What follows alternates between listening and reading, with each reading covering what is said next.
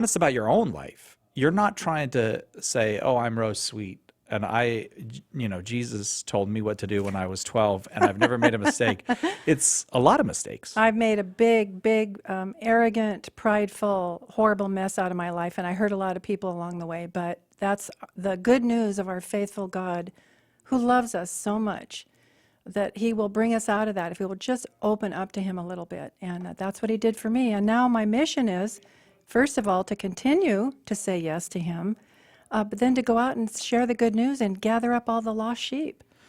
And would you say that your primary ministry is to divorced people, or was it broader than that? Or Well, it started out that way, but I realized that healing from divorce and relationship trauma, really you have to go into the interior life to get the deepest healing. And once I began to share some of the beauty of our church teachings on the interior life, my ministry expanded to, I do parish missions, and I'm doing a marriage retreat next month, and women's conferences. So yeah, it started with the pain of broken relationships, but we've all been through that. yeah, So yeah. it's expanded. So what when you talk about helping people in the interior life, how do you do that? What does that entail? I have 6 signature talks that I kind of mix up on a weekend or a one-day event, and they're all about Christ. They're all taking a look at the Gospels and seeing how Jesus responded to people and how he handled himself in relationships. And we can learn from that. So it's a delight, and it's very, very powerful. I give these healing weekend retreats for the separated and divorced called Adventure into the Interior Life. And I tell them to buckle up on Friday night. And by the time they leave on Sunday, they are different people, different people. Most of them have encountered Christ in a new way. And that just gives me goosebumps every time. That's so beautiful, and it seems to me timely, because the one thing that our world, I really do think, especially with the electronic devices, is pushing against is any kind of interior life. I mean, you could pretty much live without an interior life now. I mean, because you Exactly. could be occupied every moment and distracted and upset and all that. Yeah, you and I were just talking about my drive here today and how you have a drive to work every day, and that if we can turn the radio off, even Catholic Answers. Not now, but I know. another day. Yeah, not right now. Wait till we're done. That quiet, that's the doorway. That is the quiet and silence is a doorway into the interior life. Yeah, and since you said we were talking before, I guess the secret is out. We spoke before the show, but you were mentioning your own dad, and just you seeing, when you were little, seeing him just sitting doing nothing. And maybe were you concerned for him, or what are you doing, Dad? Yeah, I'm the oldest, and so I had to keep an eye out on everything. And my dad was just sitting there. He wasn't talking to anybody. The TV was off. And I said, Dad, what are you doing? And he goes, I'm thinking, honey. You're thinking? Yeah, you have to make time in your day to think about important things. And so he taught us all of that, to have quiet time and to think. Yeah.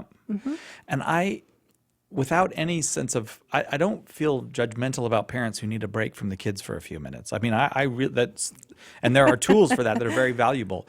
But you get the sense when you see how children are being raised today, that there are a lot of children who are being raised without a moment of quiet in their life. Even when they're sitting in the grocery cart, or maybe that's the best time for it, I don't know, but they're playing with the phone, mom's phone or dad's phone, or some kind of tablet or something, and all kinds of exciting things are happening in that little tablet space, but the child is not getting that basic childhood thing of just be bored and learn how to live with yourself. Exactly, and let your imagination go wild and look around you and see what's happening around. My mom always made us go in our room when it was just too much. Everybody go in your room and shut your door and have quiet time. And we couldn't watch TV. Yeah. We could read or take a nap. That was it. Quiet time. It was wonderful. Yeah, if my brothers and I, when we got sent in for quiet time, it didn't get quieter. It got usually erupted into some form of violence. There you go. That's your nature, though. Yeah, There as you go. boys, right? Right. Well, okay. So when you talk about healing from divorce, my first thought is, well, God's love is there, and Jesus is a healer. That's what he does. I mean, we really forget about this, but he goes around healing people. But he also goes around teaching people and telling them the truth about who they are and what they need to do, and sometimes kind of harsh. So, what's the place of that in the healing?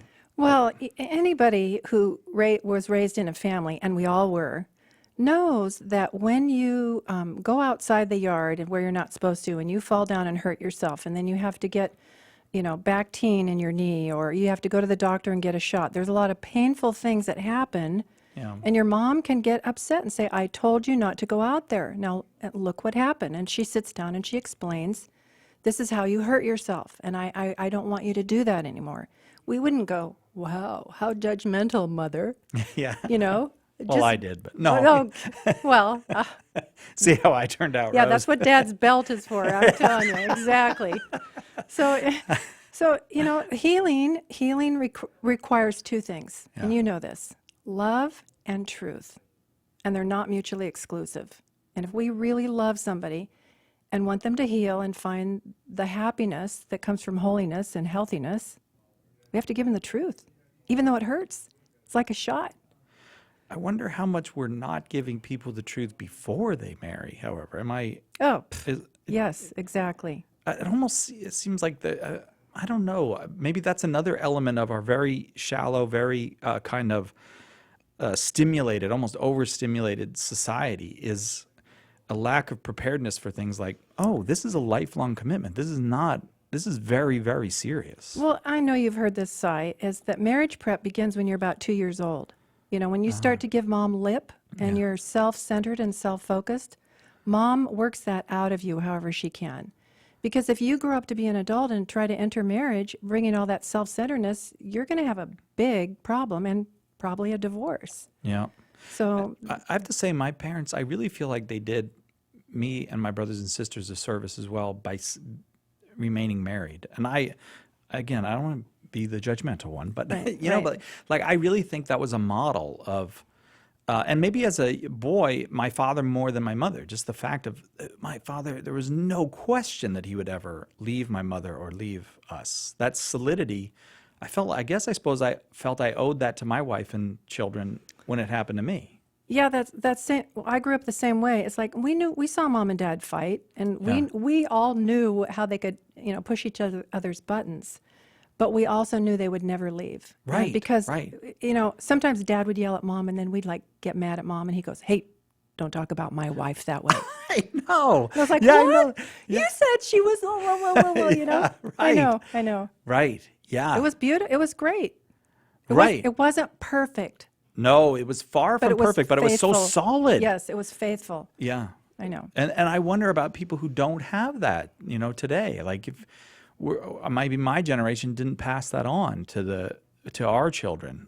I hope we did it. My wife and I did, but there's a lot of divorce in my generation. And you know what? It's just, I think it's going to get worse. And whether they get married or not, there's going to be broken hearts and broken relationships. And the church, here we are back full circle again. The church is our mother, and that is a real image. And mothers will take you down to the doctor, and she will get you a sucker, but she'll also have you get a shot from the doctor. Yeah. So you get what hurts, and you get what heals, and you get some love and comfort in there too. Yeah.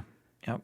Is Rose Sweet your real name or is it a stage Yes. name? No. It's not like a stage name, like you weren't like some kind of performer. No, I really lucked out with my name, didn't I?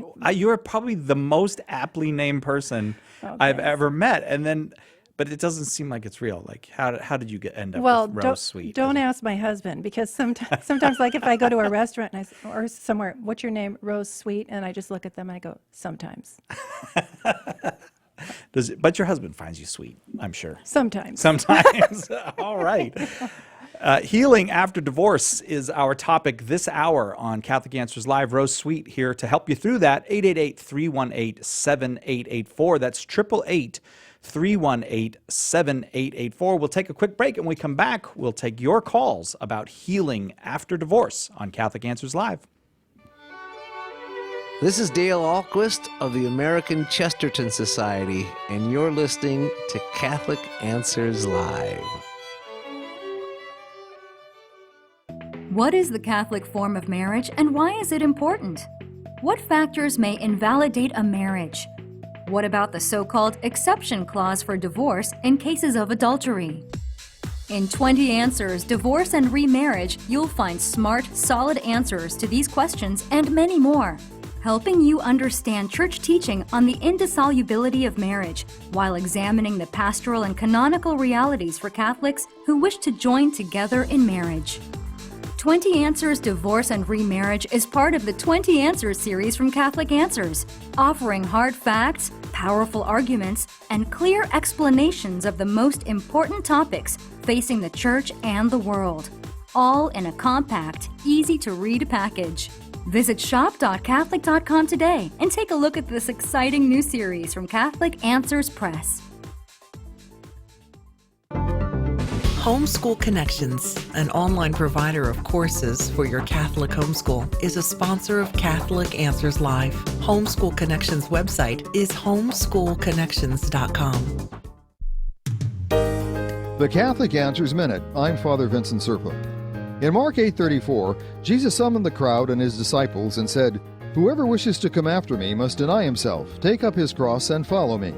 For whoever wishes to save his life will lose it, but whoever loses his life for my sake and that of the gospel will save it." Where do we hear anything about taking up our crosses but in the Catholic Church? This is not a passage that a lot of people like to dwell on. Many prefer those passages that speak of simply proclaiming one's faith in the person of Jesus, and that's that. They're saved. So we do the sinning, he does the suffering, and we go scot-free. Those who have been closest to him have suffered the most. All his apostles were martyred except John, who stood at the foot of the cross with his mother, the most painful of places for those who loved him. What about you? Do you prefer an easy way out? Or do you think that his sacrificial love for you deserves a love that is more than just words? I'm Father Vincent Serpa for Catholic Answers, Catholic.com. Call now with your question, 888-318-7884. This is Catholic Answers Live. Rose Sweet is our guest this hour on Catholic Answers Live. After surviving civil divorce herself, she has ministered to the divorced and remarried for more than 20 years. I am Cy Kellett, your host. 888-318-7884 is the number. If you would like some help healing after divorce, some direction in that area, if you have any questions about divorce, annulment, remarriage, we welcome your call. 888-318-7884. The calls are lining up, Rose, so you feel comfortable, we just go to calls? Let's go. Kayla in Pawtucket, Rhode Island, listening on Sirius XM radio. You are on with Rose Sweet. Hi, Kayla. Hello. Hi, how are you? Good. What's your question, Kayla? Thank you. My question is, I've been divorced now for about 7 years, and every time I try to start the annulment process, I just feel like I'm abandoning God, like I'm just not doing what I should be doing, and I can't continue forward with it. You know, a lot of people feel that way. Kayla, I'm glad you asked that question. Here's the thing. If nobody sits you down and really holds your hand through this process and explains to you what you can expect and what the church really teaches about that, then it'll be overwhelming and scary, and you will feel like you're doing something wrong. The beautiful thing is, I can help. You can, after this show, you can email me, rose@rosesweet.com. I'll spend a little time with you if you want. And I have a book on annulments. It's real easy to read. It's almost called For Dummies because, you know, that's how I like to read, something simple. But go to my website, rosesweet.com, and call me after the show. I'd love to spend a little time with you and walk you through the process, tell you what to expect, and hold your hand a little bit because some good things could come out of it. But you don't have to get an annulment if you don't want to. That's another thing. So we could spend a lot of time on that today. I don't want to do the long answer that Catholic Answers always says. I'm trying to do What a are you short, saying, Rose? I'm trying to do a short answer Are you here. saying we are loquacious here? No, but you do talk a lot. So. Okay. Kayla, seriously, honey, I know those are valid feelings. I want to affirm that. Fear not. Contact me after the show, and I'd be more than happy to help you. Thank you so much, Kayla. We are known, the Catholic Church is known for taking seriously Christ's words about the permanence of marriage. That these things, do you think when it comes to something like divorce and annulment, it may be the guilt or the among Catholics may be harder because it's pretty well known. I mean, everyone. I mean, I shouldn't say everyone knows, but I do think people know. I mean, there's certain things people know. The Catholic Church is pro-life. People know that Catholics believe marriage is permanent. Right, and I think if they're non-Catholic and they're a good, faithful Christian, or even people of other faith, deep down know that there's something that's supposed to be permanent about this. Yeah. You know, the Church teaches a natural marriage is written in the hearts of all men and women, and because Kayla and people like her, you can tell she has a deep desire to please our Lord. She has a deep desire to be close to Him and to feel His love and to not offend Him in any way. And that's what I love this program. We can get the good news out to people. The annulment process is not offensive to our Lord if done in the proper spirit and done well.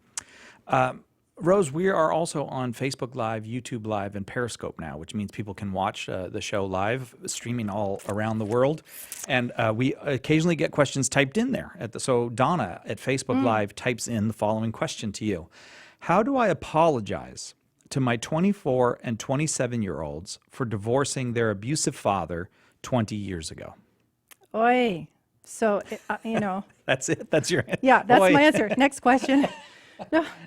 So these children maybe have held her hostage emotionally by refusing to forgive her. They're still bitter, angry at her. You know, if the anger is directed toward her, she has to kind of understand they're dealing with a lot of hurt, and they got to direct it somewhere. And you know what? You don't want to direct it usually to the parent who left. You know there's something wrong there, but you still want to love them. So kids of divorce are in a bad, bad place. So Donna doesn't need to apologize for anything that she did right. Yeah. Right. But she does need to make sure that she sits and listens to her children's pain. That's the first thing Jesus did with everybody when they came to him. He didn't start talking or, quoting the Old Testament. He listened. He listened. So I would say, Donna and everybody else who might be in that same situation, sit your kids down some morning and say, okay, I know you're hurting. I know you're still angry. Let's just get it out. Let's talk about it. And I will listen. I will listen. And don't apologize for what you did do wrong, but don't apologize for what you did do right.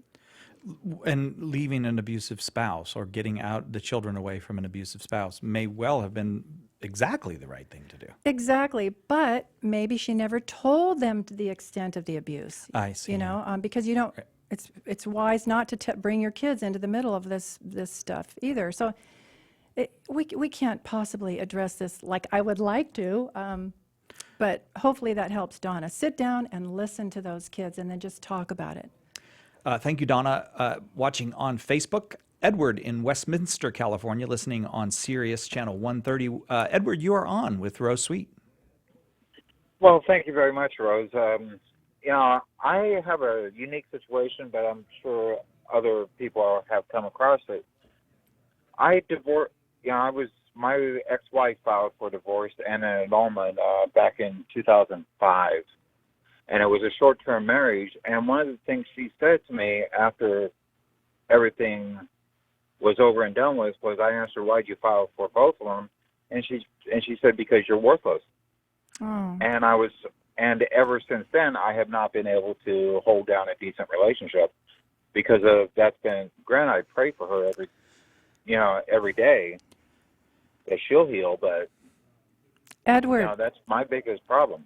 Edward, first of all, you are not worthless. You are so loved by God that if you've heard this before, if you were the only person ever created, he would die on the cross for you. He loves you, even though maybe it seems like nobody else in your life loves you, and that's a hard place to be. I don't know what else to tell you is, if you get some good counseling or get a spiritual director, and maybe read some good books. My book, Healing the Heartbreak of Divorce, is a good, easy place to start. And you know what? I'm going to add you to my prayer list. Thank you, Edward. Thank you for that call. 888-318-7884 is our number here at Catholic Answers Live. Today we have Rose Sweet with us, and we are discussing healing after divorce. Any question you've got about divorce, remarriage, annulment, family issues after divorce, we're happy to take those calls. Today, we go now to Anonymous, listening on EWTN Radio. Anonymous, you are on with Rose Sweet. Okay, hi. Hi. Hi. Yeah. My question was, I think he put it out. I was married and divorced in my early 20s, a 2-year marriage, no children. And that was 40 years ago. And have over the years off and on pursued annulment and gotten some poor direction or no direction. And now, in my most recent pursuit in the diocese I'm in now, they're saying it will cost $2,000, which is like way out of my budget, unless I stop contributing weekly to the church I go to. So I'm just in a quandary about what to do because, frankly, I think the marriage, even though he was a pretend Catholic, and so was I. We were both baptized Catholics, but not practicing, and really pretty much invincibly ignorant about marriage at that time. Or, I just... Invincibly ignorant. That's a really good term, Anonymous. And you know what? People who can't get past 2 years in a marriage, usually that's a good indication that there was something very wrong with it from the start. I don't know for sure. But this before the Pope in 2015 said dioceses don't charge any fees anymore, even before then, canon law permitted you to not pay if you really could show hardship, or you can make small payments.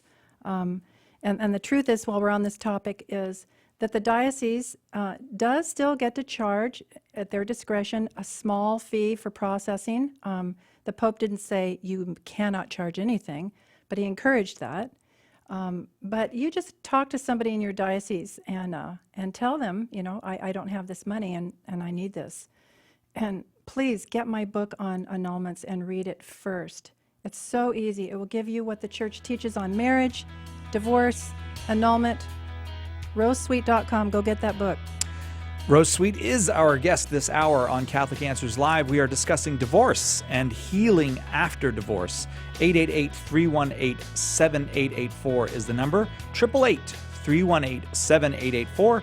Happy to take your calls on any aspect of divorce, remarriage, annulment. I'm Cy Kellett. This is Catholic Answers Live, and we'll be right back. Catholic Answers Live. Hi, this is Trent Horn, and I'm here to tell you about my new book, Hard Sayings, A Catholic Approach to Answering Bible Difficulties. Have you ever read something in the Bible that confused you? Or has a skeptic ever asked you to explain a scandalous passage and you didn't know what to say? Doesn't Genesis contradict science? Why does the Bible promote slavery? How could God order his people to kill women and children? It's happened to just about everyone. But now you have a place to turn for the answers. In Hard Sayings, I look at dozens of the most confounding passages in Scripture and offer clear, reasonable, and Catholic keys to unlocking their true meaning. After reading this book, you'll be equipped to answer the toughest questions skeptics ask about the Bible. So don't be left without an answer again. Order your copy of Hard Sayings today by calling 1-888-291-8000, by visiting the shop at Catholic.com, or by asking for it at a good Catholic bookstore near you. What did the Pharisees, pagan emperors, the Nazis, and the Quran all have in common? All were enemies of the faith who admitted crucial facts that undermined their own position. In his new book, Hostile Witnesses, How the Historic Enemies of the Church Prove Christianity, author Gary Machuda looks at dozens of Christianity's most notorious foes, from biblical times through the 20th century, and draws from their words and deeds surprising testimony to gospel truths. Rich in research and written with clarity and force, Hostile Witnesses is a unique contribution to Catholic apologetics, one that speaks with special urgency to a modern world in which the faith is once again under attack. If you love apologetics, you need to order your copy of Hostile Witnesses today by calling 1-888-291-8000, visiting the shop at Catholic.com, or asking for it at a good Catholic bookstore in your area.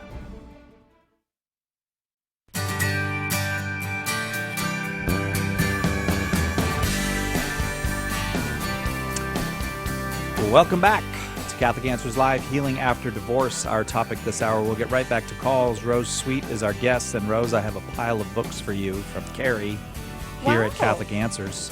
is 20 of the 20. That's the whole collection of 20 answers. I get a books. present?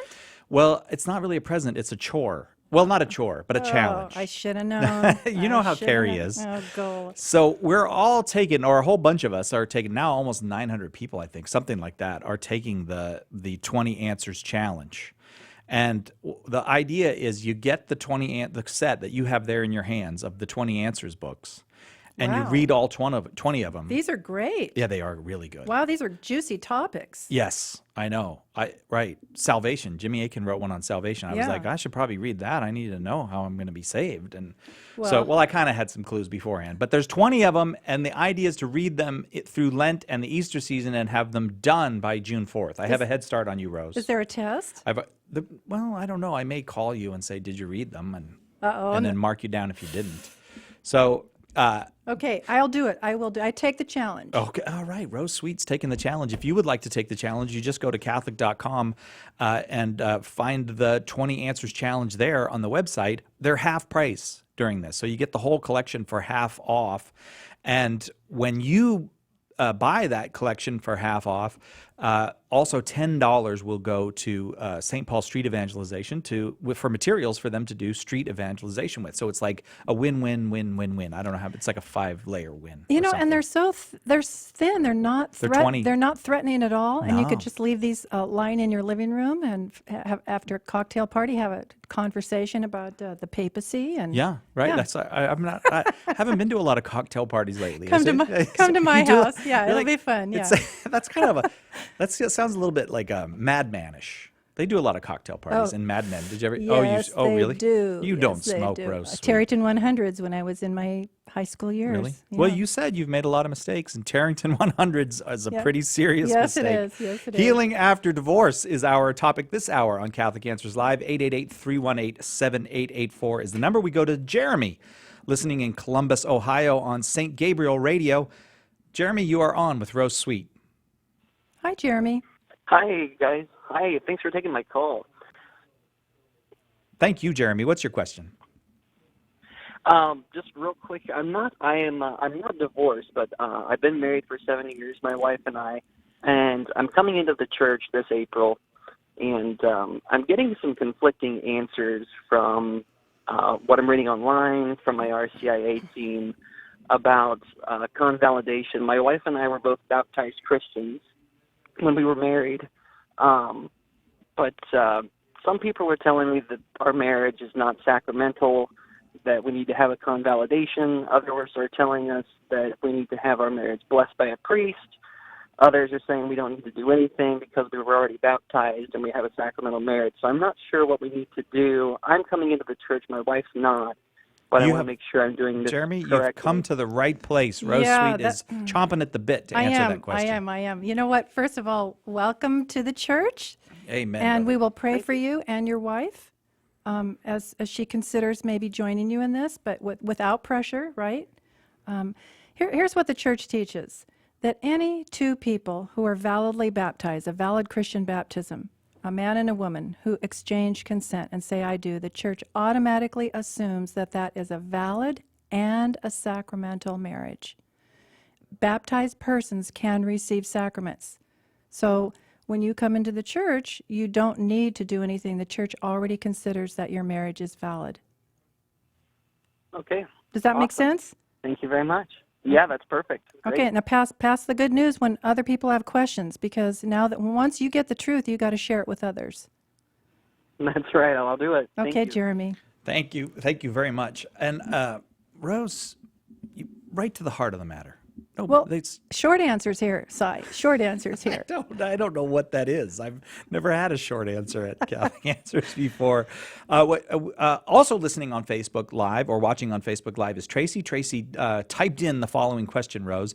What's the best advice you can give to a newly married couple to avoid divorce or a place where they feel like they should or could get a divorce? What? To avoid divorce or a place where they feel they should? She wants to know how to stay out of a place where you might end up feeling that way. Yeah. Make sure your husband does all the dishes, takes out the trash, does dinner, and gives you foot rubs. Oh, you've been talking to my wife. Well, I know. Okay, seriously, that's a really good question. Here's what I tell everybody at my retreats and seminars. There's one cause. All symptoms are rooted in one cause of divorce. Do you know what that is, Cy? One thing. What takes down any relationship? I don't know. I'm sorry that I'm stumped. Selfishness, self-centeredness, self-centeredness. So if you too can practice and make an examination of conscience and look at the way that you are being selfish in the relationship, you know, he likes the lights on, you like them off, blah, blah, blah, and you're always arguing about little things. Stop and look at those ways that you are becoming selfish. If you can root those out, you will be building a beautiful marriage based on self-sacrificing love. So get rid of any area where you're being selfish. I know it's simple, but it works. The church really has a lot of tools for helping you do that too. Yes, examination of conscience, even a nightly examine, the spiritual direction, spiritual exercises of Ignatian spiritual exercises. Every night before you go to bed, just take a review of the day and be honest about where you weren't as loving or kind, or maybe you gave the silent treatment to your spouse, or you were a little selfish. You ate her leftover lunch that she brought home from P.F. Chang's and knew she was going to get mad. That didn't happen to me. I was going to say, that sounds very specific, I'm not bitter. Rose. I am not bitter about that. I'm fairly certain that But happened. if you do find yourself getting bitter, get to confession, because our Lord will meet you there. Seriously. I know I do like to joke. Yeah. This is a serious, painful subject, and sometimes humor is a little healing. But get rid of any selfishness. Works. I believe you. I feel like I was very slow at that in my own marriage. I guess, I don't know, maybe other people are quicker at it. I don't know. It takes a long time, but maybe, I don't want to say it like in a hopeless way. It took me a long time, because it doesn't mean it would take anybody else a long time. No, and you know what? To start to realize, oh, come on, man. You know, like, well, another thing that I love to talk about is the four temperaments. And those of us who are natural extroverts, we move more slowly through life. We process things. I think that's you. There are other people like me who just like rush into things quickly, and that could be a strength or a weakness. But it doesn't matter. Just do it. Just take a day at a time and ask for the grace not to be selfish. And you'll probably end up having a really good marriage. Not perfect, but good. thank you very much for that question, Tracy, and thank you and welcome to everybody who's watching on Facebook Live, YouTube Live, or Periscope. We go now to Diane in Boston, Massachusetts, listening on 1060 AM. Diane, you are on with Rose Sweet. Hi, Rose. Hi, Diane. Thanks for taking my call. I wish I was stuck in an elevator with you and I could ask you for hours all the questions I have. And I would love to. I'd love to be there with you.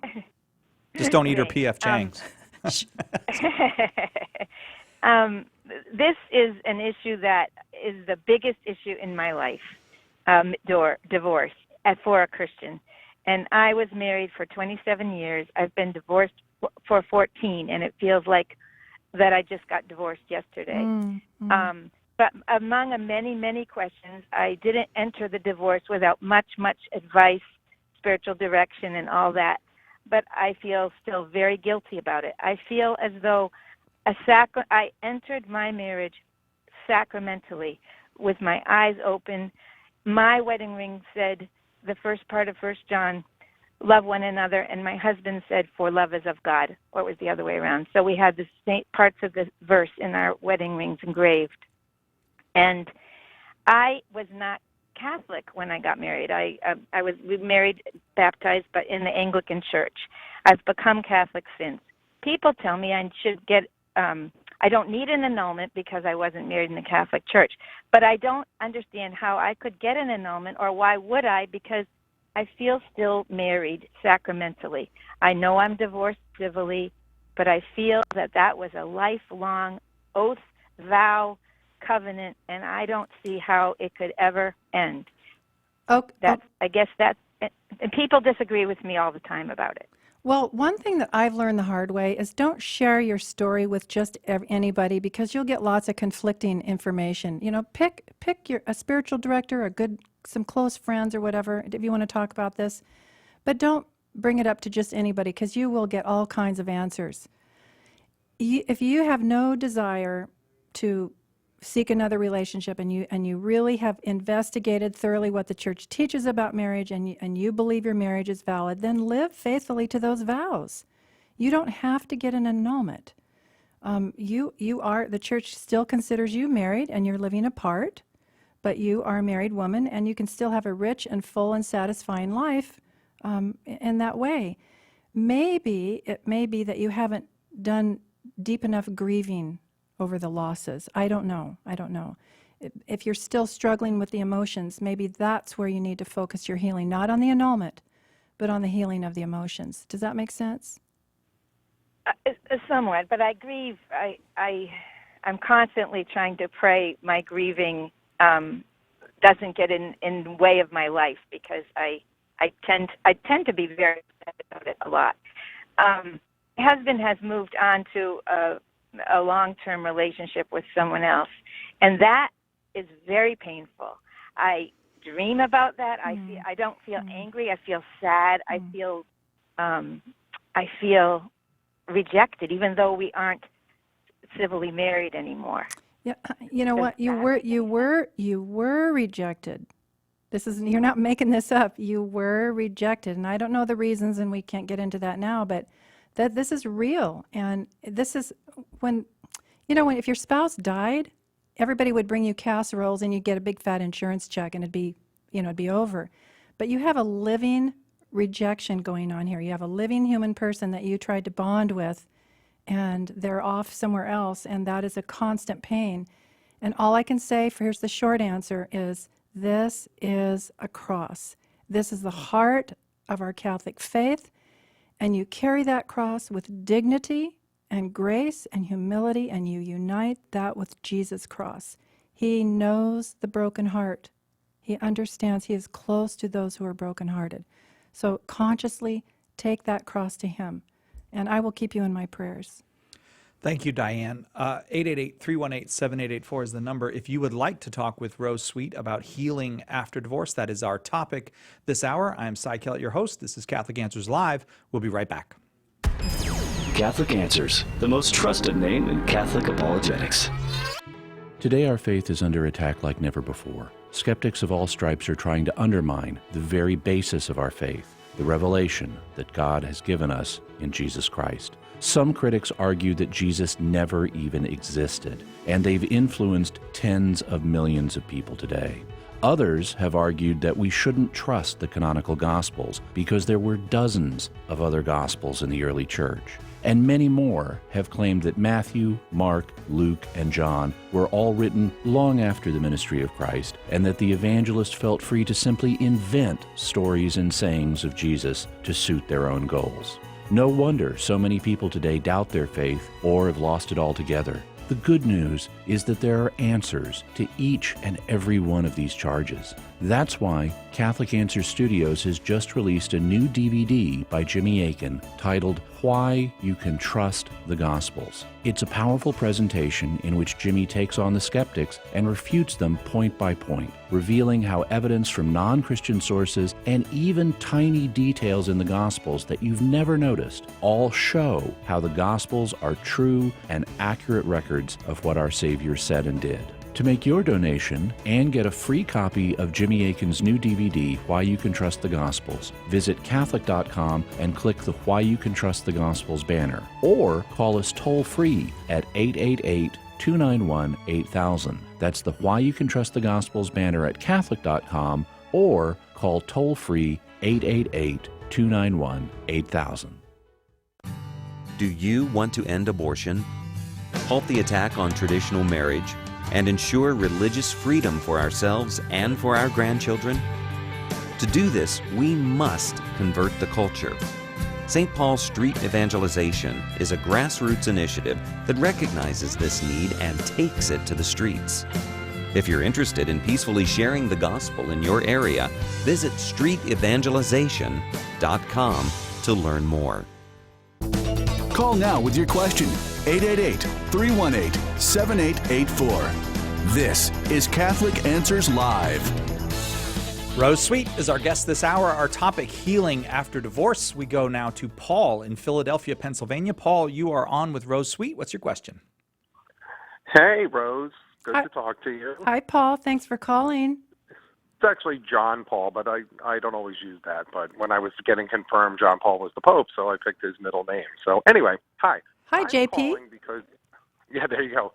I'm in the middle of a tough situation. After, 22 years of marriage, my wife decided to file for divorce and move out, and we're Catholic, both of us married in the Catholic Church, and she's more than convinced that she's got, a full steam annulment ahead of her, but we haven't tried to reconcile at all over the latest issues that are going on. But, it's kind of sad. There's priests giving her support that, you have to do this because you're standing up for yourself, and there's priests telling me, this is terrible, you got to stand up for your family, fight for your family.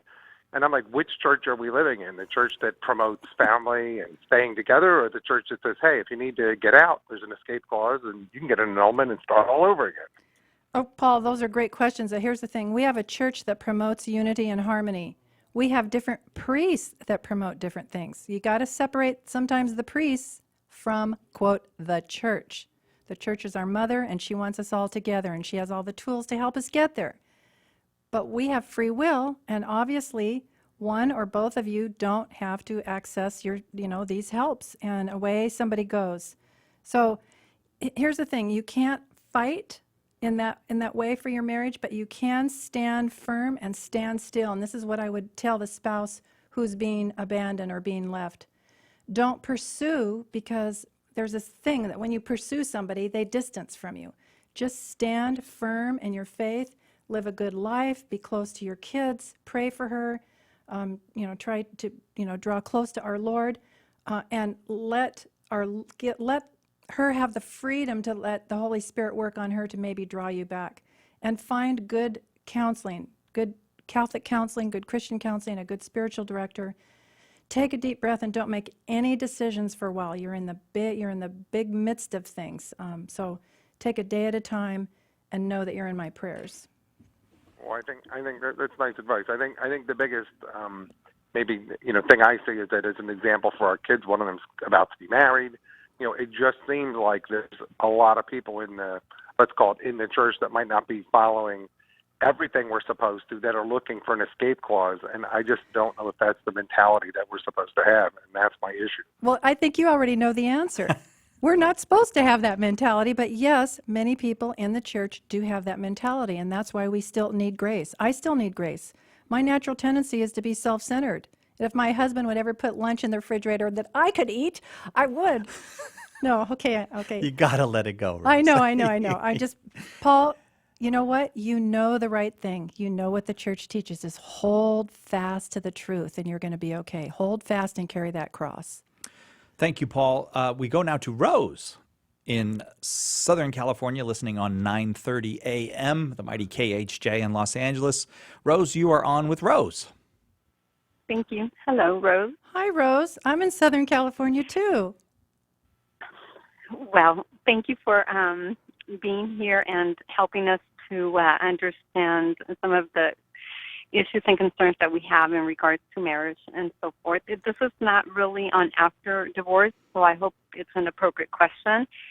It is in regards to marriage, and the question is, if someone goes into marriage loving or hoping they were marrying someone else, would that marriage be valid? Well, that's a complex question. It's very interesting, but your affections, the way you feel towards somebody, doesn't necessarily make your vows valid or invalid. Validity is based on two people, a man and woman, who come together and have both the intent and the ability to enter marriage as Christ is married to his bride, the church, which is a free, full, faithful, fruitful union. On some days, you know what? I don't love my husband. And some days, he doesn't love me. But we made a vow, and in our mind and our hearts, we intend to be faithful to each other, and that's where the validity of a marriage bond comes, not necessarily in the emotions. But if somebody gets married to somebody and they love somebody else, I think that's not a good thing to do. Don't you? Yes, I would agree. And it was very beautifully explained. I understand it very well. Thank you. I still feel that the question is maybe not clear on my side. so that's very beautiful, and I do capture that. Rose, someone, can I ask you a question? So are you saying if you marry that person, but you're not in love with them and you don't really love them and you don't really intend marriage, but you're marrying them for some other reason? Is that what you're saying? No. Okay. I'm referring to someone who hoped they would have married someone else, but they just felt that person was not available. They had no idea, available, if that person was ever going to be available to, but that person was not married. It's a single person. But they just didn't know if this person was ever going to come back into their, maybe not into their life, but their circle of friends where they could re-engage. Well, you know what? This is a very deep psychological issue that has to be explored with professionals. But I would just say, on the surface of it, it sounds like somebody in that situation used they used the other person. They married them not being in love with them for some other good or benefit to themselves. Now, we can't get into validity or invalidity because it requires much more. But just in general, whoever this person is, they should probably go get some help. Thank you, Rose, and thank you, Rose. We go now to Laura, listening in Queens, New York on 89.3 FM. Laura, you are on with Rose Sweet. Hi, how are you? Hi, Laura. I have a question for you. I am just a little confused about annulments because I don't see it anywhere in the Bible. I don't see the concept of it.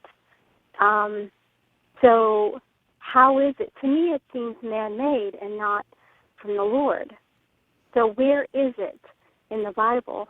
And help me to understand how it is added to an option once somebody divorces.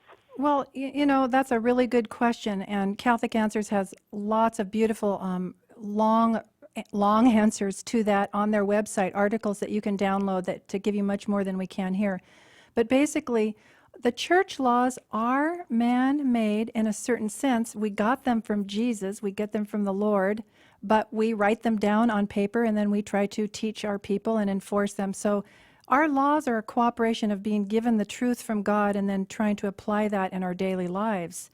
And Jesus himself said that there were people who attempted marriage who were not able to be married or couldn't live it out, or who married invalidly. Like, you hear this common example back in the day of like a father trying to marry his daughter, or there was incest, and they had problems just like we do back in the day.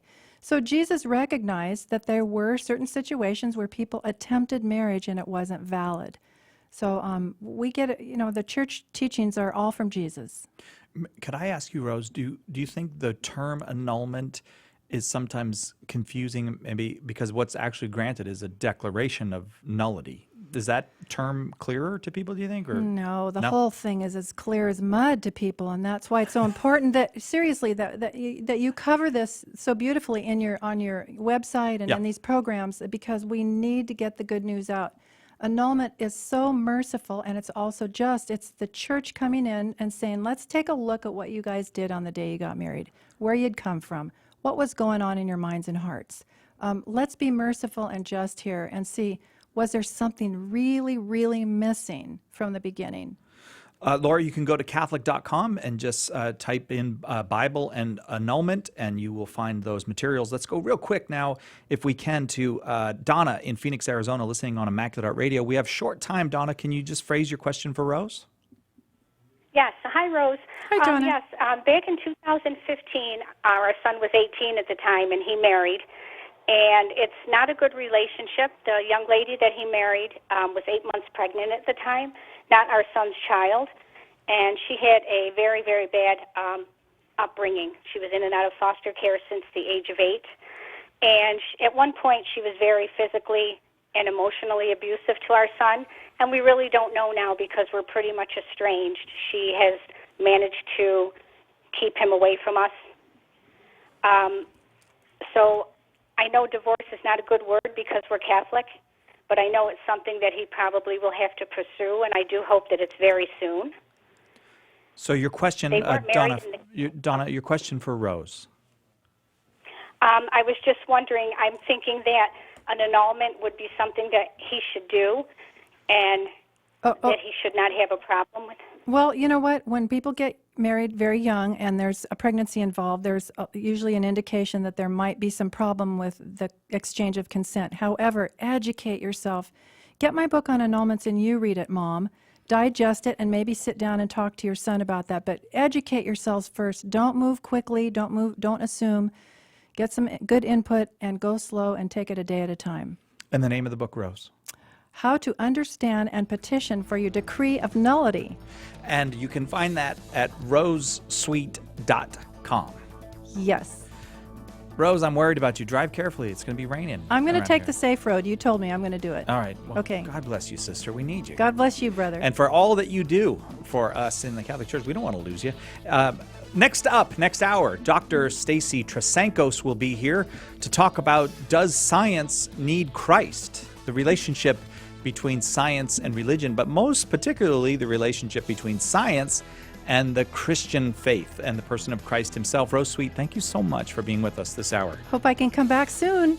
Well, we'll see. I don't know. You were kind of hard on me on some points there, but I will not eat your P.F. Chang's, I can tell you that. Okay, That's never good. gonna Hope happen. that's clear now. Rose Sweet, rosesweet.com is where you can find her next hour. Science and Christ. Dr. Stacy Trasankos will be here. I'm Cy Kellett. This is Catholic Answers. We'll be right back.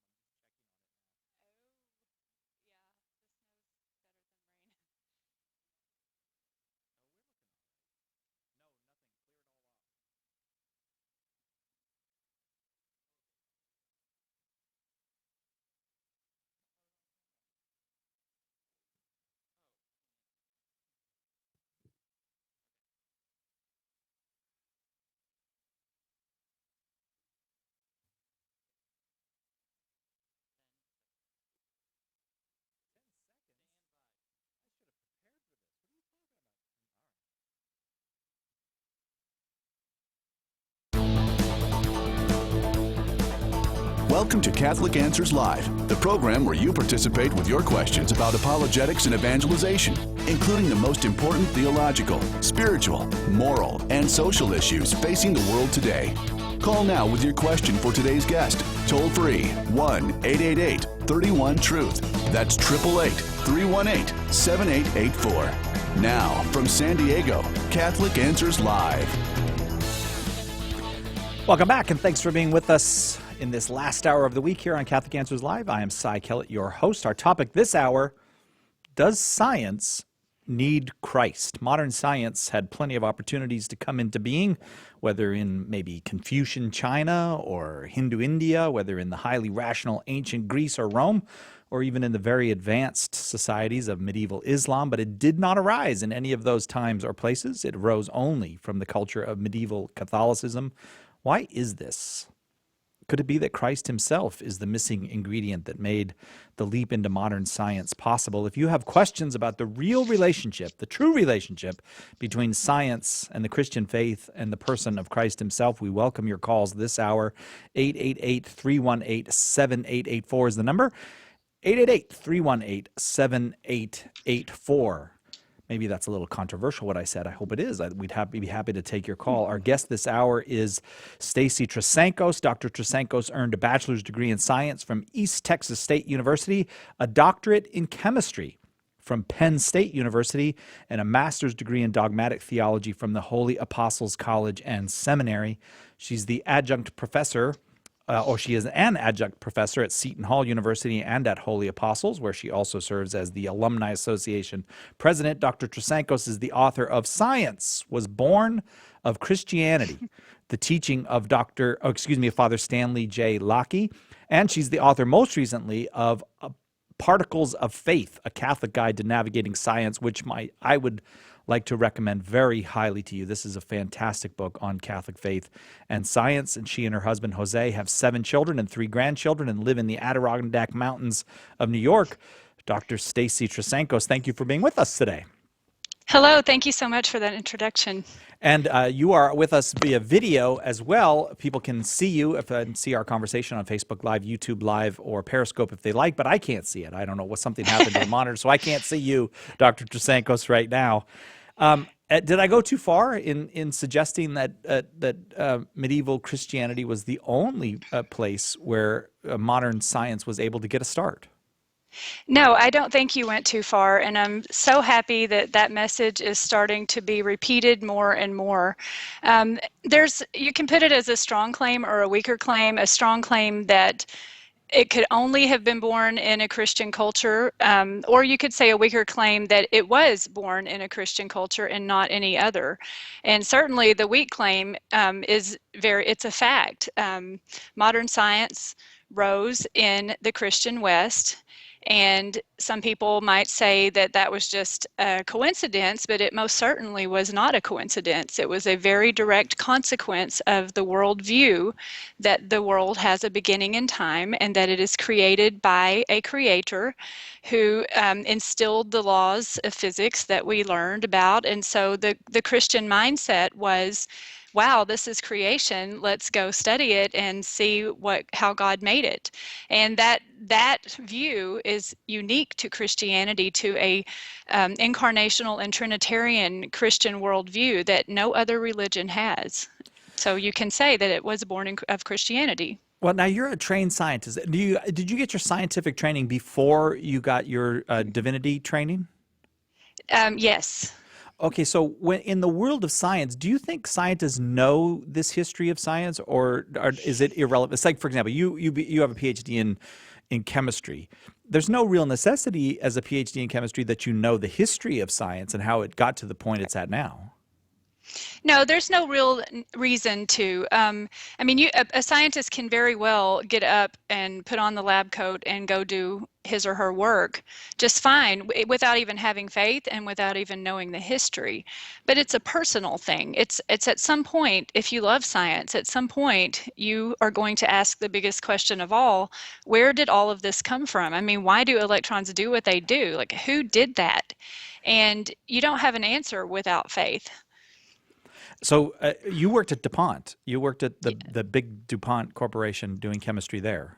Yeah, And so at some point that question occurred to you. You thought, it did. and that's what sent you towards getting your degree in divinity? There's a lot that happened in between there, and a lot of good things I owe to my dear husband, who put up with me. But it actually started before DuPont. It started when I was in graduate school. My research project for my doctoral thesis was artificial photosynthesis.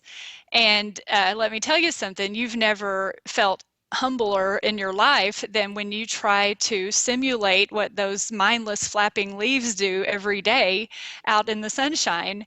When you try to replicate that in a laboratory because you're trying to do something good for humanity, you're trying to harness energy in a responsible way, and you can't even do a fraction of it, it hits you over the head. Where did all that come from? Like, how come the leaves do that? Yeah. And in a certain way, I kind of have the feeling, I want to test this idea out on you because you actually know the answer to these things, but I have the sense that with the rise of the new atheists over the last decade or two, and this pushing of a certain view of science in opposition to religion, it's actually good that they raised a lot of the questions they did because their history was wrong. I think their extrapolations from science on a philosophical level were wrong, but there are answers to these things. So it's good to ask the question, well, where did science come from? And how did we get all this modern science that we have? It wasn't a reaction against religion. It was fostered in a religious environment. Absolutely. And I encounter this all the time because the textbooks I teach from at the college and the high school level both are secular textbooks, and they all kind of start with Galileo, which always gets a nose wrinkle towards the Catholic Church. And they start with Galileo, but the story goes back. Galileo had his views because he was Catholic. He had his views about why does the world act, why does nature do what it does? And he was curious about it because he was born into a culture that already saw things that way. I mean, he asked some brilliant questions, but he was part of a longer tradition that came before him, back to St. Thomas Aquinas. And Father Yockey's work, who I study, he's written a book that's just been republished, Science and Creation. And he details it back, not just back to St. Thomas Aquinas in the medieval times. He details this mindset, this worldview that is unique among any other culture or religion. He details it back to early Christianity and even to the biblical times. And it's there. If you open up the Old Testament and read it, you'll see what he's talking about, this naturalistic view of the world, that God created everything. And that's where it came from. And so when we think about the roots of science in this medieval period, it's not just an accident, but those people actually created a network of universities, like the medieval universities. Right. They created a network of hospitals, something the world had never seen before. This is not like, oops, science just got going here in this Christian place. It's because of this entire Christian culture that formed that science was able to get going. It was, and that's why I like Father Yockey's analogy that it was born of Christianity, because as any mother knows, you don't just go, boom, there's a baby, I did it all by myself. It takes some time, and it takes some development, and it takes the help from other people. So that's one thing that Father Yockey does too, which you don't expect to hear me say or him to say when you say science was born of Christianity. It also was nurtured in by other cultures. Like, there were scientific advances in other cultures, and he fully acknowledges all of those. But those other cultures, it's even sadder sometimes because of that. They had the skill and the ingenuity, and they had the longing and the questions, but their dogmatic adherence to pantheism, which is opposite of creationism, kept them from going that extra step to developing science as a sustainable, viable discipline that became universal and that changed the world like it did after it rose in the medieval West. And okay, so now what about, we get to the point now we have modern science and we have all that, but there's a way in which there's another temptation, not the one that says, oh, there's only just the material world and all you religious people, you have this fantasy and all that.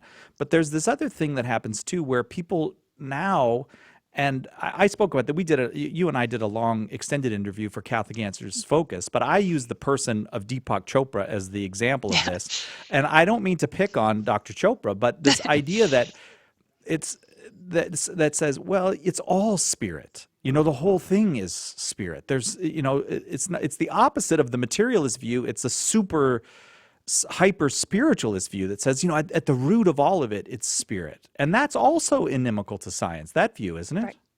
Yes, it is. And if you study the history that Father Yockey's talking about in his book about why the other religions in their pantheism, why they were not able to have the cultural psychology to ask the questions that started modern science, it's because of that. It's because of the spirit thing that you just said. What pantheism does, and there are all different forms of it, and I know I'm generalizing, but it teaches that there is an eternally cycling cosmos, that whatever cycle you're born into, you're just born into that part of the cycle. There's nothing you can do about it. There's a resignation to, you are born in the time when you're born, and you can't progress or change. It's not a linear time, it's a cyclical time. And that also, that all those religions taught, and if you look, and he quotes and cites their hymns and things, they taught a rejection of the world and an adherence to things away from the world, to things either inside your spirit, to unite your spirit with the universal spirit, or to seek the things of within the self. But it was all turning away from picking up a rock and seeing how fast it falls to the ground. It was all the different direction of that. Yep. And I think if you do that now, so when people say things like that now, they don't realize that they're going the wrong way. So we've made all these scientific progresses now, but if to turn in that direction, he can say that all his life, fine, but it's the wrong direction to be going. It's the wrong questions to be asking. 888-318-7884 is our number. You're listening to Catholic Answers Live, and our topic today, does science need Christ? We intend that to be a little bit of a provocative topic, and we welcome your calls. I'll tell you this, if you only get one book on the relationship between faith and science, I hope you will get Dr. Trasankos' book, Particles of Faith. Very new book out, and it's just a magnificent book. And today we're giving you the opportunity to talk to the author. If you've got a challenge for her, I strongly believe Dr. Trasankos is up to the challenge. 888-318-7884. This is Catholic Answers Live. I'm Cy Kellett. We'll be right back. Stay with us for more Catholic Answers Live. This is Tim Staples, and I'm challenging you to take the 20 Answers Challenge. Catholic Answers 20 Answers series offers hard facts, powerful arguments, and clear explanations of the most important topics facing the Church and the world. Here's how the challenge works. When you purchase the sampler of all 20 books in the series, we're going to knock the price in half, and we're challenging you to finish them all this Lent and Easter season. Then we're going to take $10 from each set purchased and provide materials to our friends at St. Paul Street Evangelization so they can do what they do best, hit the streets and share the Catholic faith. That's $10 from every set you purchase going to help our fellow workers in the vineyard. You win, St. Paul Street Evangelization wins, the Catholic Church wins. That's a win-win-win. Together, we can be part of something great. Call 888-291-8000 or visit the shop at Catholic.com now to get your set and begin taking the 20 Answers Challenge today. Catholic Answers Live is brought to you in part by CatholicSingles.com, the website for Catholics who want to meet others who share their faith and values for faith, fellowship, and love. You can learn more at CatholicSingles.com. Catholic Answers Live thanks CatholicSingles.com for their generous support. How do we know there's an afterlife? Should we pray to saints in heaven? Is reincarnation possible? In 20 Answers, Death and Judgment, you'll find smart, solid answers to these questions and many more. Looking at the last things that await us, including purgatory, heaven and hell, and the resurrection of our body, as well as the end times and the renewal of all creation. 20 Answers, Death and Judgment is part of the 20 Answers series from Catholic Answers, offering hard facts, powerful arguments, and clear explanations of the most important topics facing the Church and the world, all in a compact, easy-to-read package. Visit shop.catholic.com today and take a look at this exciting new series from Catholic Answers Press. Call now with your question. 888-318-7884. This is Catholic Answers Live. Does science need Christ? That is our topic this hour. We are very privileged to have Dr. Stacy Trasancos, the author of Particles of Faith, and a prolific writer online as well. We can find your blogging, isn't that? Where can we find your blogging? I guess that's the way I should have said that. Where can we find your blogging? Well, I used to write on stacytrasancos.com, but it's fallen off since I've started teaching. So usually at National Catholic Register, that's the place I publish the most now. But That's right. You have it's a regular column there at National Catholic Register. It's supposed to be, but I'm teaching like 10 classes this semester online right here. I never leave my house, but I'm very busy. So mother of 7 and online teacher at the Colby Academy. Do I have that right? Is it the Colby Academy? Yes. So yes. Come on, get on it. You need to do one more thing, Stacey. I know. We need to have get that column to be regular.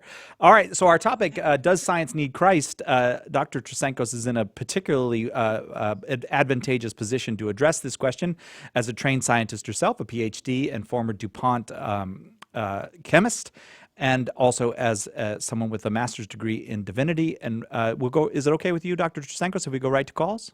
Sure. We go then to Victor in Winston-Salem, North Carolina, watching on YouTube. I was going to say we're going to calls, but watching on YouTube. But this is a call, Nick, right? Okay, so Victor, you are on with Dr. Trasancos. What's your question? Thanks for taking my call.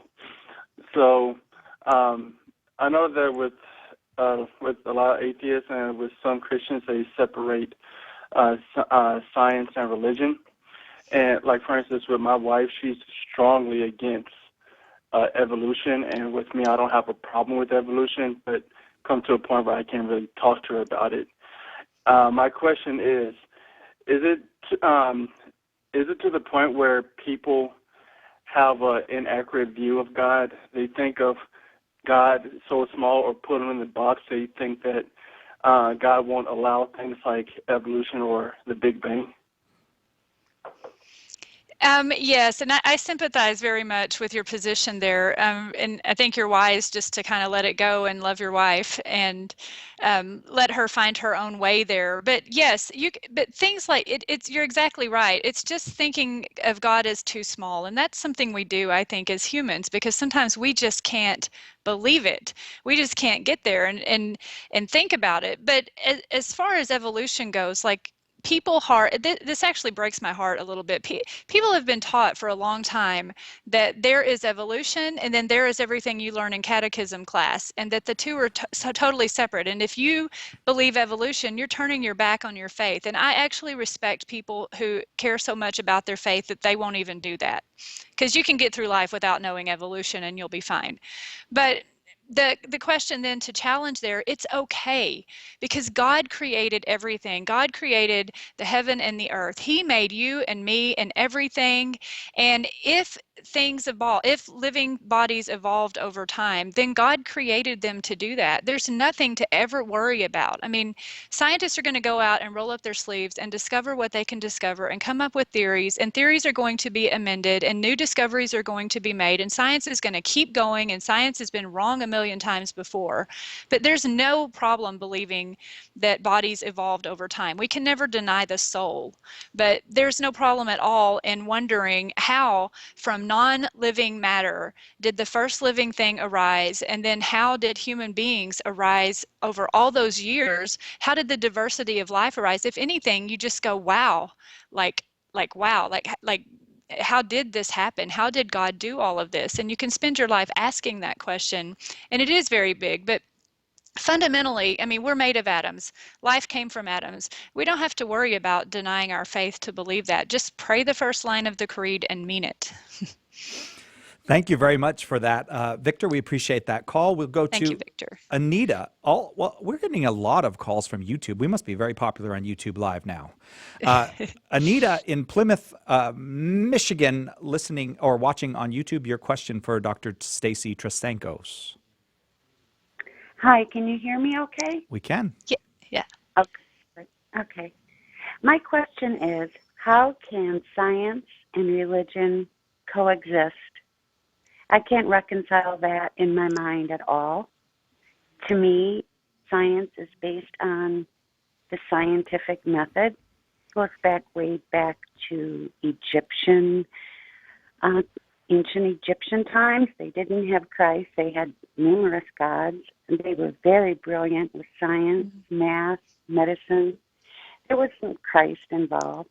So why and how should I reconcile these two?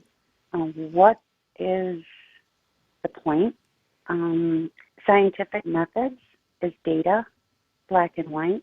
Religion is theology, philosophy, and based on belief, personal, individual, variable belief. And how and why should I reconcile these two? Well, thank you so much for calling in and asking that question. I think it takes a lot of courage to even say that and ask someone that. And I'll tell you how I reconciled it, because I've been where you are, Anita. And how I reconciled it was I spent a long time, like into my 30s, not caring about much of anything but the scientific method. And it's a brilliant method to find out about nature and how atoms and molecules, in my case, and physics, and how all of those things fit together. But at some point, I wanted to know more. Like at some point, I thought, my children were getting older. I had this longing to love and be loved and to fit in. And at some point, I'm like, this science is starting to seem really dead to me. It's starting to seem just really mechanical and dead. And I want more out of life, because my life's going to end one of these days. And I felt like at 33, I was wasting my life, because there had to be more than science. And it is different when you decide to believe. When you grant assent to the truths of faith, you say, I give myself permission to believe that. And it was like a scientific method for me, because I don't do anything without testing it. My husband can tell you that. I don't even use a new laundry detergent until I've figured it out. But I did it very scientifically. I'm like, I'm going to grant assent to these truths of faith, and I'm going to test them out in the laboratory of my life. I'm going to go to Mass because I'm obligated to. I'm going to accept that. I'm going to go to CCD. I'm going to read the Bible. I'm going to pray the rosary. I felt stupid the first time I prayed the rosary, walking around doing that. But I tried it out. It's like when you're a scientist. If you don't make observations and do tests, you never know the conclusion. And over time, I think because I opened my heart to God, I started to change. And let me tell you what, Anita, I started to see things in a bigger light. I started to understand why we love science. I started to understand, why should I care about atoms and molecules, and where did they come from? And to me, it all fit together. It was like I had this bigger view of reality. I had science and I had my faith, and I started to love my children, and I started to focus my life on the things that are going to make me happy and get to heaven. And so my science fit into that very well, but it actually made me love science even more. Does that address your question? Well, I'm a cradle Catholic. I've been very Catholic at certain points in my life, and right now I'm agnostic. So, in other words, I've actively practiced the tenets of the Catholic faith for years. And I decided that I could not reconcile science. I can't understand how we are believing in something we can't see. I can't understand. What about that, Dr. Trasancos? What about believing in things that we can't see? I mean, in a certain way, in a chemist, you believe in all kinds of things you can't see. I have never seen an atom. I've never seen an individual atom, and I based my career on it for a long time. But I always come back. I know what you mean, Anita. I know. It can be dark sometimes. Like why? And I just, all I can say to that is that you have to let God work on your heart. But my son prays, "Bless us, O Lord, and these thy atoms," and I think that's the right way to look at science. Thank you. Dr. Stacy Trasancos is our guest this hour. Does science need Christ? Is that question a little provocative to you? Well, maybe we're happy if it's provocative, and we are very happy to take your call. 888-318-7884 is the number. 888-318-7884. I'm Cy Kellett. This is Catholic Answers Live. We'll be right back. Hello, this is Archbishop Alexander Sample of the Archdiocese of Portland in Oregon. Keep that dial right here on Catholic Answers Live. We as Catholics need to stand strong, to be prepared to mount a daily defense, to respond to the many challenges that we as believers are presented with every day. Jimmy Akin is here to help. His innovative new book, A Daily Defense, takes up a different challenge for every day of the year, 366 in all, teaching you how you can defend the faith and give answers to Catholics and skeptics alike. And it's user-friendly, with challenges and answers indexed alphabetically, so finding the answers can be quick and easy. Order your copy of A Daily Defense today by calling 1-888-291-8000, visiting Catholic.com, or asking for it at a good Catholic bookstore near you. Want to tell others about your Catholic faith, but don't know where to start? Afraid you're not smart enough, knowledgeable enough, outgoing enough? Don't worry, says Catholic Answers apologist Trent Horn. With a few simple tips and a little practice, anyone can be an effective apostle and evangelist. In his new DVD, The 3 Secrets to Sharing the Faith, Horn draws on years of experience to identify for you the most important steps to initiating such discussions and making them fruitful. Produced in a new and engaging documentary format, The 3 Secrets to Sharing the Faith will give you hard facts, demonstrations, and real-life encounters to help you become a more fluent champion of God's Church and His truth. You don't need to be tongue-tied anymore. Order your copy of The 3 Secrets to Sharing the Faith today by calling 1-888-291-8000, visiting Catholic.com, or asking for it at a good Catholic bookstore near you.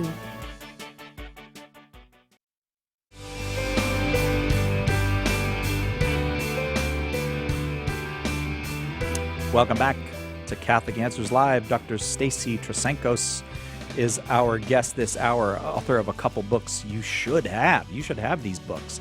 One is Particles of Faith, and the other, well, you know what, Dr. Trasancos, I'm looking at my notes here and I can't find it. Tell me the name of the other one that I've forgotten, the one about Father Jackie. Science Was Born of Christianity. The Teaching of Father Stanley Yucky. It's right here. And was he, I don't know where he was from. Was he wasn't, was he from the United States? No, he was from Hungary. He was a priest of the Benedictine order and a distinguished professor at Seton Hall University. But he was from Hungary. But then he was, I don't remember exactly how long he was in the United States, but for decades. And he was a Templeton Prize winner in 1987. Honorary member of the Pontifical Academy of Sciences, appointed by Pope St. John Paul II. So, and do you think very accomplished. his understanding of science and the relationship of science to Christianity, particularly this idea that modern science, the way we have it now, I think he used the term, precise science? Exact science. Exact science, yeah. The way we have it now is directly kind of a child of the Christian faith and of the presence of Christ in the world has made that possible. Do you think that his ideas in that regard are becoming more widely known and accepted? Yes, I think they are. I think part of the work I wanted to do was communicate what he meant, because it's real easy if you just say that claim to somebody that science was born of Christianity. It sounds triumphant, it sounds arrogant, it sounds really poorly thought out. So I wanted people to understand basically what he was saying, because there's a lot to the birth word. Like, he acknowledges that there were contributions from other cultures, but he also says there were stillbirths of science in those cultures. Like, it never made the jump to a viable discipline. And that's a significant point. Well, the whole creation of disciplines is a creation of medieval Catholic universities. Yes. Yeah.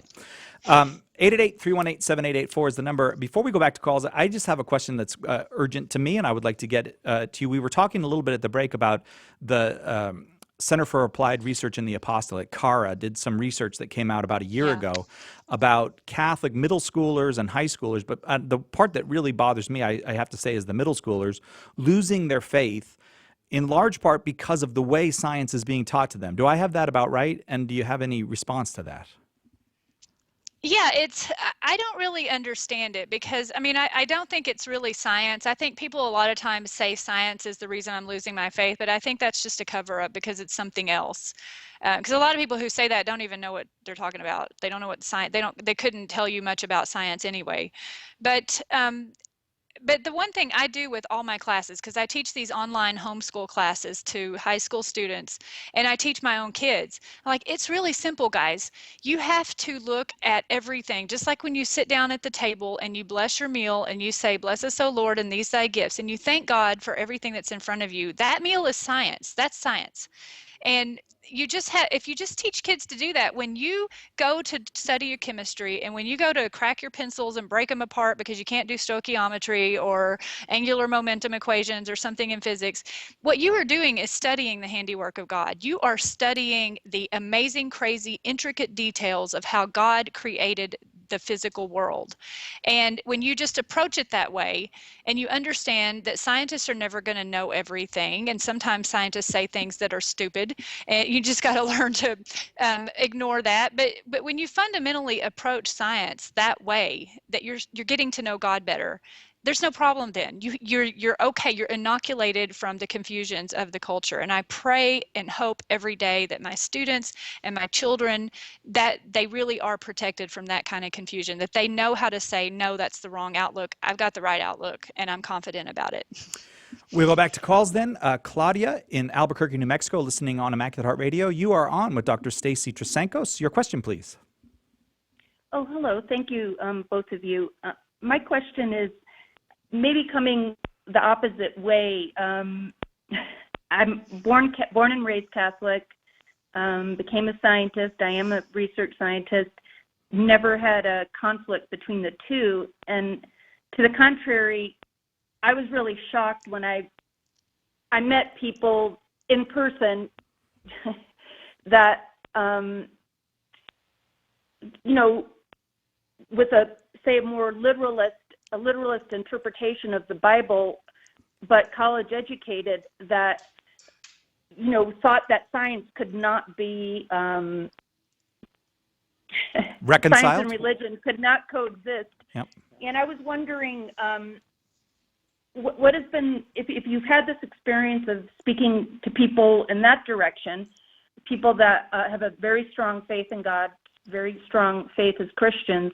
And sometimes this can be Catholics too that may not understand that there isn't a conflict between the Catholic faith and science. But what is a good way to approach people that way? And would your two books be good for someone like that, or?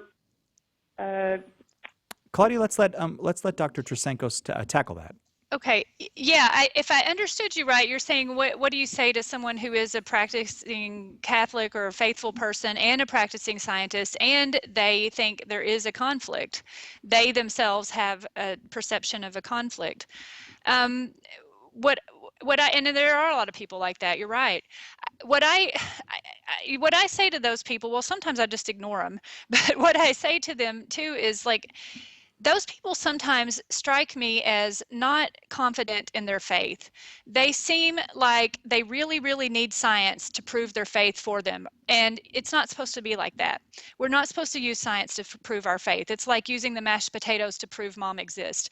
We are supposed to start with our faith and then look at science and say, thank you, God, for science.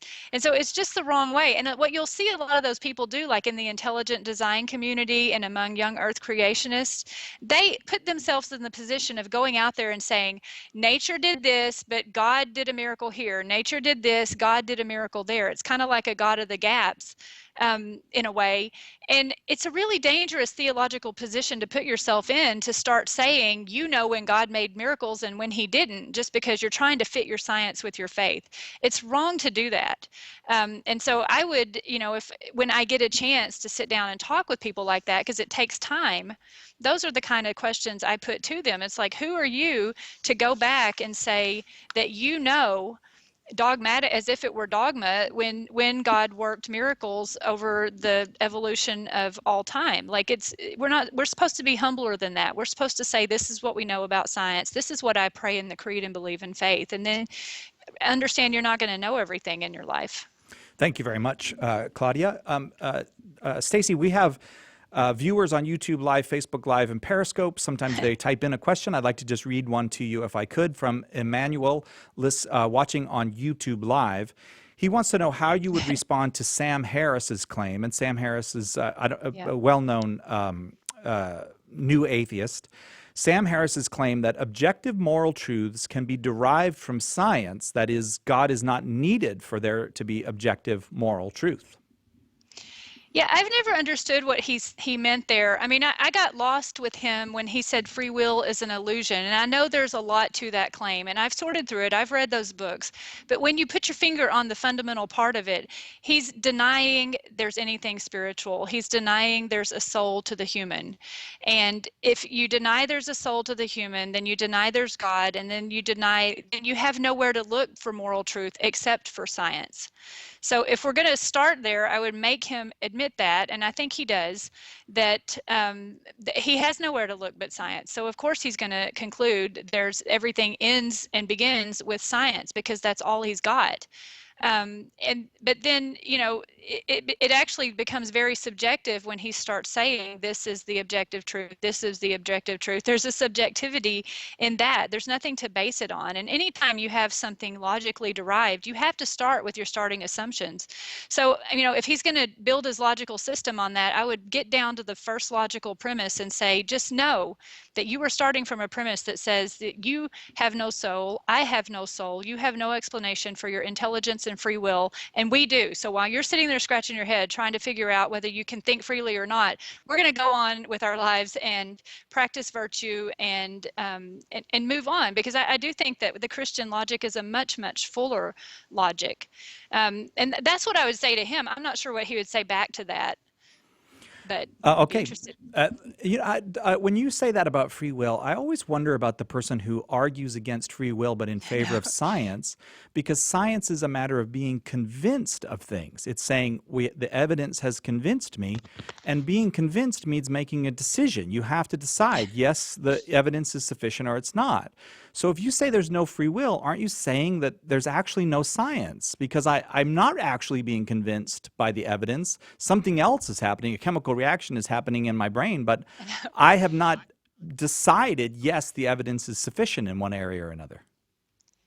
Yes, it doesn't, and many people have pointed this out. And personally, I could not accept that. I mean, you basically say you have no free will to think freely, that you're thinking freely that you think that. I mean, it just goes in circles, and it's nonsense. 888-318-7884 is the number. We've got one more segment with Dr. Stacy excuse me, I have trouble with your name sometimes, and I apologize for that. Trasancos, and we'll be right back here on Catholic Answers Live. You're listening to Catholic Answers Live. We have a big problem. Our culture is dying, and souls are in danger of being lost. The answer is conversion to Jesus Christ in His church. St. Paul Street Evangelization is a Catholic organization, and we have hundreds of teams spreading the good news throughout the country. But we need your help. The harvest is great, but the laborers are few. Find out more and get involved today at streetevangelization.com. That's streetevangelization.com. Who or what is God? Does the universe provide clues to God's existence? Why would a loving, all-powerful God permit suffering in the world? In 20 Answers God, you'll find smart, solid answers to these questions and many more, all while it guides you down a path of rational inquiry and understanding towards an encounter with the central mystery of the universe.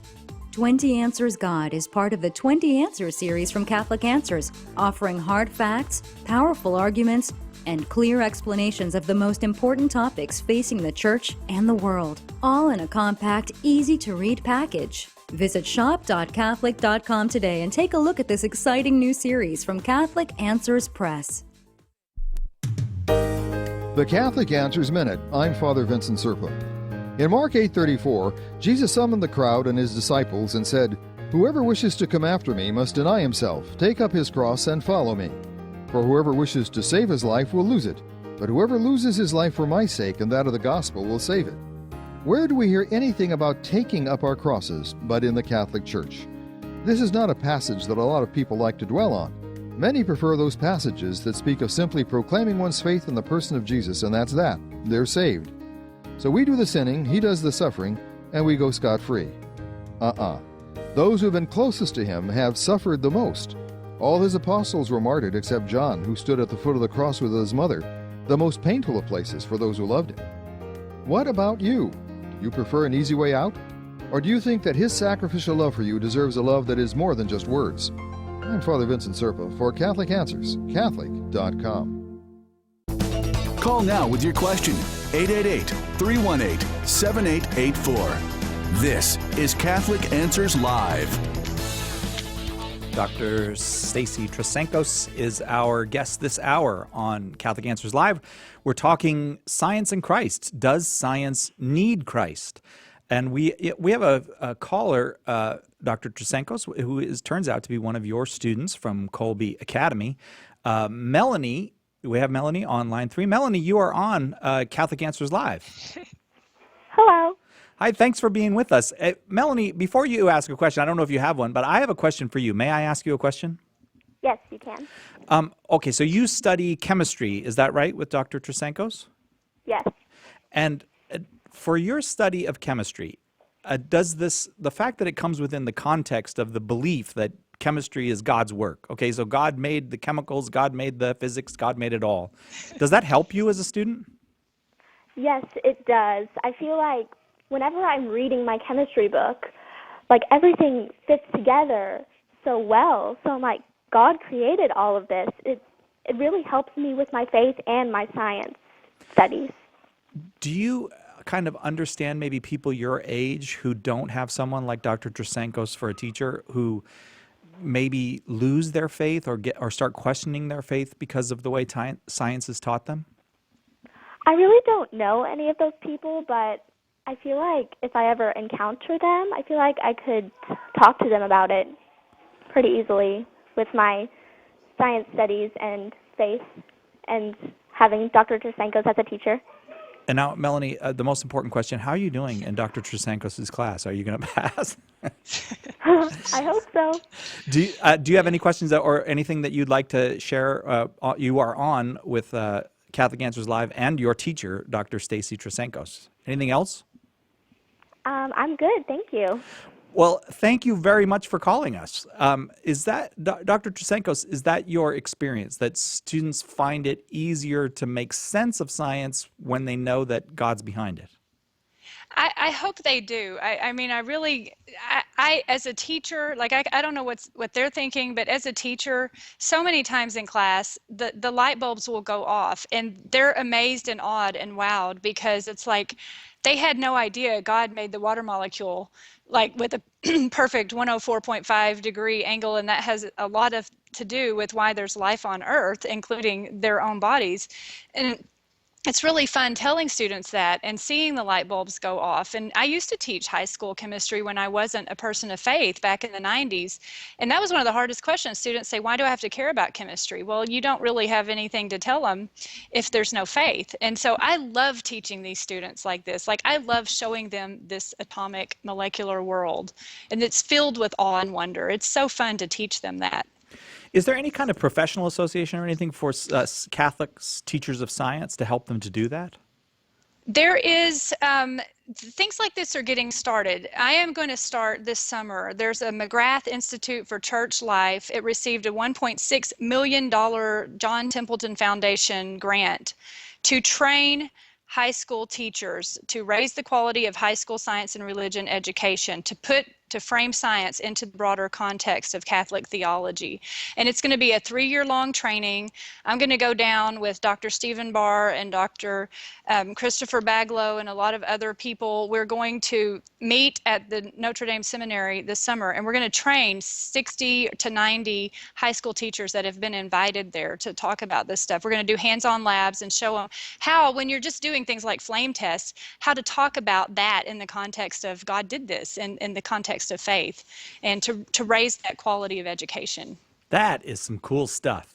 Dr. Stephen Barr has also written quite extensively on the relationship between science and faith. He's very, very helpful. We'll go now to Donna in Whittier, California, listening on Immaculate Heart Radio.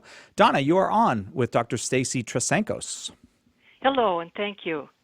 Dr. Kasankos, was lovely to hear your student and what she what she has come to already. She sounds like she's not very old, so all the more lovely that she understands so much and can speak it. I have not read your books, so that I don't know if I heard one of the references to one of the titles, and correct me please if I'm wrong. Science Begins with Christianity? Was that what somebody said at the beginning of the program? Science was born of Christianity. Was born of Christianity, all right. I would like to just both ask and comment, if I may.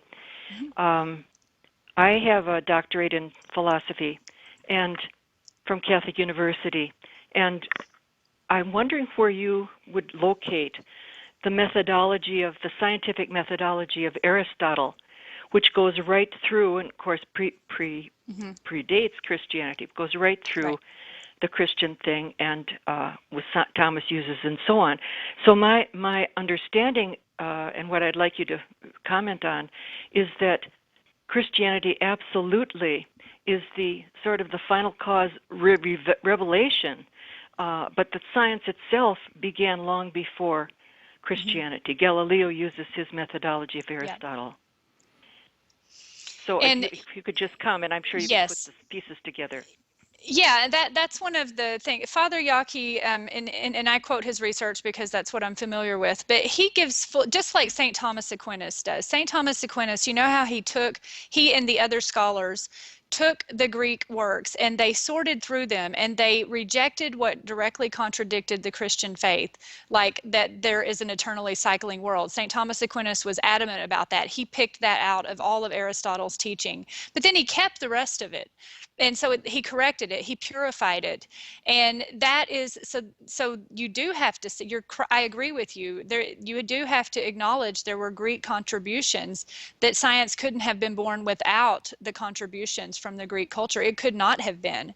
But what the medieval Christian scholars did was they took that Greek scientific corpus and they purified it from the errors that contradicted the Catholic faith. They rejected anything that said that we have to believe there's an eternally cycling cosmos and that there wasn't a beginning in time. Those two particular things were rejected on the basis of not observation or scientific experiment, but on the basis strictly of faith. But that doesn't mean the rest of it, the Aristotelian natural philosophy couldn't be included and brought in. So yes, that is part of it. It's the beginning of science, because that's why there's science in the West. There's technology in all the other cultures, but they did not have science. They had technology. And the methodology of science is, I think, what was so crucial and goes right through. So the only error would be that worldview, but that was how Aristotle was placing. That just came as his final cause was simply that there was something beyond the material. So, okay, because I think that would be misleading for people. I've found with my students and so on that the biggest lack in our culture, and I'm sure from listening to your student and you, it would be agreed, is that they take modern science like a point of view from the Enlightenment, which totally rejects any possibility of anything else. So they're left with empiricism only, and that can't really explain itself. I'm starting to feel overwhelmed between two PhDs. I don't know how to. I agree with everything she's saying. Yeah. Yeah. Well, then you can explain it to me sometime. But no, it's very, very helpful. I wonder, Nick's looking at me. Do we have a call from another of Dr. Trasankos' students? Or okay, so why don't you? Is that Stephen? Stephen. That's me. Oh, you're another of Dr. You guys call her Dr. T, right? You don't try to. Dr. T, that's right. Okay. And your experience of learning science, maybe you could just share with us real quickly your experience of learning science in this way, in a way that is what we might call more holistic, that is in the context of God's the creator and the material world is endlessly fascinating and worth studying. What's your experience there, Stephen? I would say, first of all, that science, instead of promoting a good man's ego and how much we understand about the world, is actually very humbling, in that the Creator created all of the universe, everything that we know about, everything that we don't know about in an instant, and sought up all the physical rules and everything in an instant. And we are still here, so many thousands of years later, we're still trying to figure it out, and we still don't understand. And also, through studying science through the light of faith, we can see how ordered the mind of God is. Because the universe is his creation, we can see into the mind of God in a certain sense, and how ordered it is, and how rules obey other rules, and just how ordered everything is. That's what I would say, first of all. Well, I have to say something to you, Stephen, because I can see this. Your teacher is very proud of you. She's very proud of you being able to communicate. Am I right, Dr. Trasancos? Yeah, it's just like, amen. I mean, hearing these students talk like that, it's like that. They get it. It's not complicated, It's humbling, and it's okay, and that makes it better. And I just wish everybody. It's a joyful thing, isn't it, Stephen? I wish everybody knew that. Yeah. Like all the confusion, it should be so joyful. Stoichiometry can be hard, but yeah, I would agree with you there. 888-318-7884 is the number. Stephen, I will thank you for your call. We're going to move on to try to get as many calls as we can in, Dr. Trasancos, before we finish this hour. Greg in Simi Valley, California, listening on Immaculate Heart Radio. You are on with Dr. Stacy Trasancos. Hi, so this hour shocks me a little bit. As a 50-year-old man, I always assumed science and religion were natural allies. I think the beginnings of empirical science by a clergyman, if I remember schooling correctly, and so on and so forth. But I was just curious, what do you think of the theory that science ultimately allows us to see the hand of God? I know there's quite a few that make that claim, astrophysicists, cosmologists, etc. So what do you think about that? I know you mentioned earlier you don't think science should be, I don't know if it's mixed or prove God, but what do you say to the fact that it kind of indicates something, perhaps? Yeah, I like the word that Father Benedict Ashley and Dr. John Deely used in their book, How Science Enriches Theology. I think it enriches your faith. Like to me, I think it would be sad to get to the end of your life and not know something about science, even if you're not a scientist, because that's something there to know about God. And so I guess it's proof in the sense of being inductive, that it points to a God. Like I asked when I wasn't faithful, like at some point I had to say, who did all of this? I needed that bigger answer. And so I do think it points to God, and it's evidence and proof in that way. But the most complicated cosmology or quantum physics or particle physics, it's all of the same kind of evidence as looking at a rainbow and going, wow, thank you, God. It's all the same kind of evidence. So definitely, and it's like not knowing chemistry and physics and getting to the end of your life would be, to me, like not seeing a rainbow. You wouldn't know God did that. Thank you. Thank you, Greg. Is it harder to see the rainbow, though, science in many ways is through instruments now? It's not through a direct contact with nature.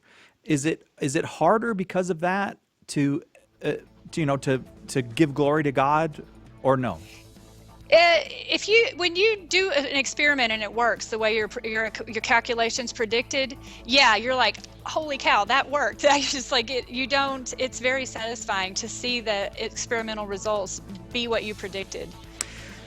Particles of Faith, a Catholic guide to navigating science, is the latest book by Dr. Stacy Trasancos. Doctor, thank you so much for being with us here on Catholic Answers Live. Thank you. I'm pretty much going to ask you a million more times to come on. Thank you. I want to. Oh, good. It was fun. Very good. Thank you to all of our listeners throughout the week. Thank you for those who joined us on Facebook Live, YouTube Live, or Periscope. Jesus Christ is the light of the nations. Stay in that light, and we'll see you next week on Catholic Answers Live.